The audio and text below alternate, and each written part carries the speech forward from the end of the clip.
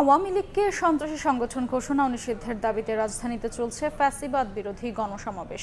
প্রধান উপদেষ্টার বাসভবনের কাছে মিন্টো রোডে দুপুর 2:45টার দিকে এই সমাবেশ শুরু হয়। জুমার নামাজের পর থেকে এই মিছিল নিয়ে ছাত্র জনতা সমাবেশ স্থলে যোগ দিতে শুরু করেন। এতে অংশ নেন বিভিন্ন রাজনৈতিক দল এবং সামাজিক সংগঠনের প্রতিনিধিরা। শাহবাগ অবরোধের ঘোষণা দিয়ে আওয়ামী লীগকে নিষিদ্ধ না করা পর্যন্ত রাজপথে থাকার কথা জানান এনসিপি নেতা হাসনাত আবদুল্লাহ।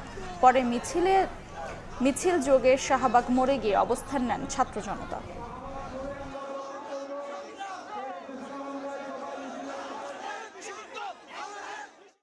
ইন্টারিমের কানে শহীদের আওয়াজ পৌঁছায় না, আহতদের আর্তনাদ পৌঁছায় না। আমরা এখান থেকে এখন গিয়ে শাহবাগ অবরোধ করব, যতক্ষণ পর্যন্ত আওয়ামী লীগকে নিষিদ্ধ না করে, আওয়ামী লীগকে নিষিদ্ধ করে প্রজ্ঞাপন জারি করা হবে, আমরা জায়গা ছাড়ব না। এই মুহূর্তে রাজধানীর শাহবাগে আছেন সহকর্মী হাসান ওয়ালি, সরাসরি যাচ্ছি তার কাছে। প্রধান উপদেষ্টার বাসভবন যমুনার সামনের অবস্থান থেকে সরে শাহবাগ বোলাকট করেছেন আওয়ামী লীগ নিষিদ্ধের দাবিতে আন্দোলনরত ছাত্র জনতারা। আজকের এই সমাবেশ ছিল মূলত দুপুরে প্রধান উপদেষ্টা বাসভবনের সামনে। সেই সমাবেশ থেকেই হাসনাত আবদুল্লাহ ঘোষণা দিয়েছেন যে যেহেতু অন্তর্বর্তীকালীন সরকার তাদের কথা শুনছেন এমন অভিযোগ করে তিনি বলেছেন তারা শাহবাগ ব্লক করবেন। আমরা দেখেছি এরপরে কিন্তু মিছিল যোগে যারা আসলে এই সমাবেশে এসেছিলেন বিভিন্ন প্রান্ত থেকে, রাজধানীর বিভিন্ন রাজনৈতিক দলের কর্মী সমর্থক এবং জুলাই গণঅভ্যুত্থানে যারা রাজপথে ছিলেন তারা সবাই কিন্তু এখন সেই জায়গা ছেড়ে শাহবাগের এই জায়গাটি অবরোধ করেছে, যার ফলে আসলে শাহবাগের যে মূল প্রান্ত অন্যান্য পাশের যে যান চলাচল সেই জায়গা বন্ধ। এখন পুরো জায়গাটি যেই ছাত্র জনতা রাজপথে ছিলেন গতকাল রাত থেকে তাদের দখলে। অন্যান্য যেসব রাজনৈতিক দল আজকে সংহতি জানিয়েছেন, বিশেষ করে ধর্মীয় রাজনৈতিক দলগুলো জুম্মা নামাজের পর থেকেই মিছিল যোগে বিভিন্ন মসজিদ থেকে কিন্তু মুসল্লিরা এসেছেন। যারা বক্তব্য দিয়েছিলেন প্রধান উপদেষ্টা বাসভবনের সামনে তারা বলছিলেন যেই শুধুমাত্র জুলাই আগস্টের গণহত্যার দায় শুধু আওয়ামী লীগের নাই, তারা বলছেন এর বাইরেও শাপলা 5 মে হেফাজত ইসলামের উপরে যে হত্যাকাণ্ড সেটি যেমন তারা বলছেন, একই সঙ্গে পিলখানা হত্যাকাণ্ড সহ বিগত 16 বছরে বিরোধী দলের উপরে রাজনৈতিক নেতৃবৃন্দের উপরে যে হামলা নির্যাতন করা হয়েছে, খুন করা হয়েছে, যারা গুম হয়েছেন, বক্তারা বলছেন যে আসলে তাদের সেই সব কিছু দায় নিয়ে আওয়ামী লীগকে নিষিদ্ধ করতে হবে। হাসনাত আবদুল্লাহ বক্তব্য রেখেছেন, তারা যে অভিযোগগুলো করছেন তারা বলছেন যে তাদের প্রত্যাশা অনুযায়ী আসলে অন্তর্বর্তীকালীন সরকার আওয়ামী লীগ নিষিদ্ধের ব্যাপারে যে ধরনের পদক্ষেপ নেওয়া দরকার সেই পদক্ষেপ নেয়নি, যার ফলেই তারা বলছেন যে এইবারে আসলে তারা আওয়ামী লীগের নিষিদ্ধ চান, আওয়ামী লীগের নিষিদ্ধের ঘোষণা না আসা পর্যন্ত তারা রাস্তা ছেড়ে যাবেন না। আমরা জানি যে 5 আগস্টে আওয়ামী লীগ সরকারের পতনের পরে যেই পথ পরিক্রমা এবং তার মধ্য দিয়ে অন্তর্বর্তীকালীন সরকারের শপথ নেওয়া এবং ধারাবাহিকভাবে এর পরবর্তীতে যারা আন্দোলন ছিলেন জুলাই গণঅভ্যুত্থানের নেতৃত্ব দিয়েছেন তাদের নেতৃত্বে জাতীয় নাগরিক পার্টি এনসিপি গঠন করা এবং এরপরে আসলে অন্যান্য ইস্যুতেই কিন্তু আসলে রাজপথ সরগরম ছিল, বিশেষ করে সংস্কার নাকি নির্বাচন এমন নানান প্রশ্নে।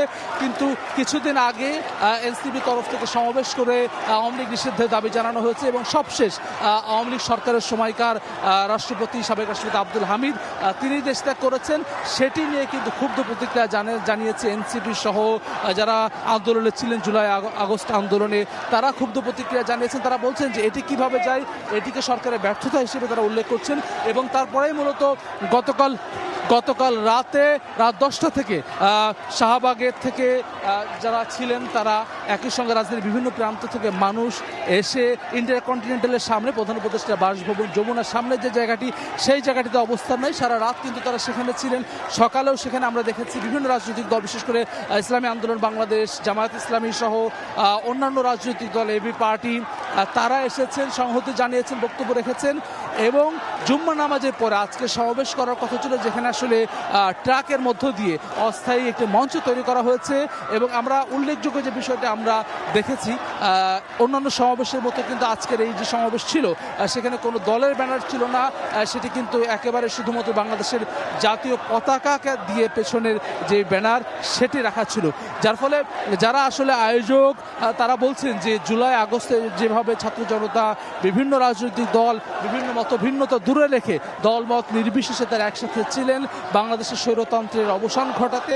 একই সঙ্গে তারা বলছেন আর যাতে করে স্বৈরতন্ত্রের কবলে বাংলাদেশ না পড়ে সেটা নিশ্চিত করতেও আসলে তারা একই রকমভাবে রাজপথে রয়েছেন কাঁধে কাঁধ মিলে। তারা দাবি করছেন যে আওয়ামী লীগ নিষিদ্ধ করার মধ্য দিয়ে আসলে তাদের এই যে আন্দোলন এটি তারা থামাবেন, আওয়ামী লীগ নিষিদ্ধ না করা পর্যন্ত তারা রাজপথ ছাড়বেন না। যারা আসলে গণঅভ্যুত্থানের নেতৃত্ব দিয়েছে, বৈষম্যবিরোধী ছাত্র আন্দোলনের নেতা ছিলেন, তারা বলছেন যে ৭২ সালের বাকশাল সহ পরবর্তীতে প্রতিটি সময়ে হাসনাত আবদুল্লাহ আওয়ামী লীগকে সন্ত্রাসী সংগঠন হিসেবে অভিহিত করেছেন, বলেছেন যে আওয়ামী লীগের হাতে রক্ত লেগে আছে এমন অভিযোগ করেছেন এবং সেই দায়ে আওয়ামী লীগকে যাতে করে নিষিদ্ধ করা হয় সেটি তারা বলছেন। আমরা দেখেছি যে গতকালকেই যুব ক্রিয়া উপদেষ্টা আসিফ মাহমুদ সজীব ভাই একটি স্ট্যাটাসে স্বেচ্ছাসেবক লীগ এবং যুবলীগ নিষিদ্ধ করার এক ধরনের সিদ্ধান্ত নেওয়া হচ্ছে এমন কথা জানিয়েছেন, যেটি কিন্তু আজকের এই সমাবেশ থেকে যে বক্তারা তারা কিন্তু সেটিকে সমর্থন করছে না। তারা বলছেন আওয়ামী লীগকে নিষিদ্ধ করতে হবে। তার পরবর্তী আসলে তার সঙ্গে সঙ্গে সহযোগী সংগঠন সহ যারা আসলে তার সঙ্গে ছিলেন, এই ফেসিবাদকে যারা আসলে অবস্থান সুদৃঢ় রাখার জন্য যারা সহযোগিতা করেছেন তাদেরকে নিষিদ্ধ করতে হবে। একই সঙ্গে তেমন দাবি নিয়ে আজকে শুক্রবার আমরা দেখেছি সারাদিনই যমুনার সামনে সাধারণ মানুষের অবস্থান ছিল। জুম্মার নামাজের পরে সেটি মূলত লাখো মানুষে পরিণত হয় এবং এই মুহূর্তে শাহবাগের এই জায়গাটি এখন কিন্তু পুরোপুরি ছাত্র জনতার দখলে। তারা স্লোগানে প্রকম্পিত করছেন, স্লোগানের মধ্য দিয়ে আওয়ামী লীগ নিষিদ্ধের দাবি জানাচ্ছেন, গণহত্যার বিচার দাবি করছেন এবং একই সঙ্গে তারা বলছেন যে যারা সাবেক রাষ্ট্রপতি আব্দুল হামিদ দেশত্যাগের যারা আসলে সংযুক্ত ছিলেন, যারা এর সঙ্গে জড়িত তাদেরকে খুঁজে বের করে যাদেরকে শাস্তি দেওয়া হয় তেমন দাবি কিন্তু আসলে আজকের এই অবস্থান থেকে করছেন। আমরা পূর্ব নির্ধারিত যে কর্মসূচিতে ছিল সেটি ছিল যে সমাবেশ, অর্থাৎ ফ্যাসিবাদ বিরোধী সমাবেশ, যে সমাবেশ থেকে আওয়ামী লীগের নিষিদ্ধের দাবি জানানো হবে।